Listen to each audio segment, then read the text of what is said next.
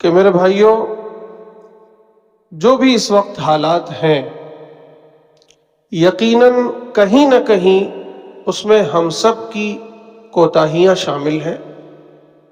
کہیں نہ کہیں مجھ سے بھی کوئی غلطی ہوئی ہے، آپ سے بھی ہوئی ہے، بڑوں سے بھی ہوئی ہے، چھوٹوں سے بھی ہوئی ہے۔ لیکن اس کا یہ مطلب ہرگز نہیں ہے کہ ہم ایک دوسرے پر بس تنقید کرتے رہیں، ایک دوسرے کو کوستے رہیں، الزام تراشی کرتے رہیں اور بس، بلکہ اس سے اوپر اٹھ کر ہمارے اور آپ کے کرنے کا کام یہ ہے کہ ہم اور آپ بہت ہی سنجیدگی کے ساتھ اپنا جائزہ لیں، خود اپنا احتساب کریں کہ میں جہاں ہوں، میں جس سطح پر ہوں، وہاں مجھ سے کوئی کوتاہی ہو رہی ہے یا نہیں ہو رہی۔ اگر مجھ سے کوئی کوتاہی ہو رہی ہے، مجھ سے کوئی غلطی ہو رہی ہے، تو میں اسے ٹھیک کروں۔ مجھے ایک چھوٹی سی چھت ملی ہوئی ہے، گویا اس چھت میں پانی کہاں سے گر رہا ہے، میرے اس حصے میں پانی کہاں رس رہا ہے، میں اسے درست کر لوں۔ اور پھر یہ غور کریں ہم کہ میرے اور آپ کے کرنے کا جو کام ہے، کیا ہم کر رہے ہیں؟ مثلا میرے حصے میں صرف ایک اینٹ آتی ہے، میں نے وہ اینٹ رکھی ہے۔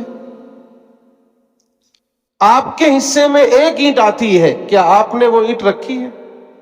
خود اپنے آپ سے سوال کیجئے۔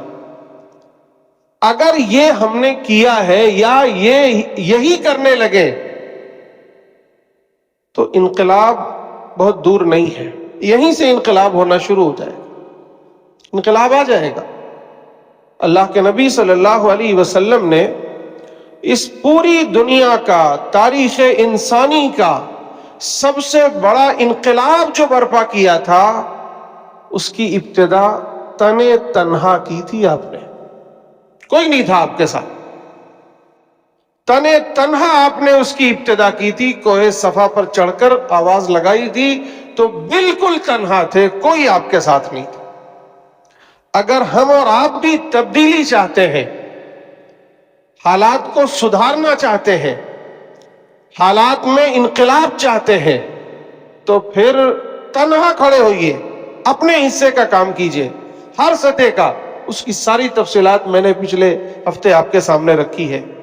میرے اندر تعلیم ہے یا نہیں ہے، میرے خاندان میں تعلیم ہے یا نہیں ہے، بچوں میں تعلیم ہے یا نہیں ہے، میرا ایمان کیسا ہے، میرے اخلاق کیسے ہیں، میرے معاملات کیسے ہیں، میں جو تدبیر اختیار کر رہا ہوں کیسی کر رہا ہوں، میں بھی کچھ کر رہا ہوں یا حالت غفلت میں سویا ہوں۔ یہاں سے ابتدا کیجئے۔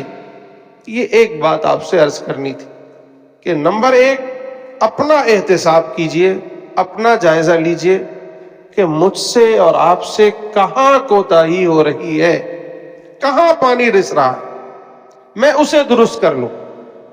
اور نمبر دو، میرے حصے کا جو کام ہے میں اسے پورا کر دوں، میرے حصے کی جو اینٹ ہے میں رکھ دوں۔ پھر بھائیو، یہاں سے انقلاب شروع ہو جائے۔ اس مسجد میں تقریباً جمعے کی نماز پڑھنے والے لوگ 2000 کے قریب ہیں۔ ایک ایک اینٹیں رکھ دیں گے تو 2000 اینٹیں ہوں گی۔ کون سی عمارت نہیں کھڑی ہو سکتی؟ سمجھیے آپ اس کو۔ تو ایک بات تو یہ عرض کرنا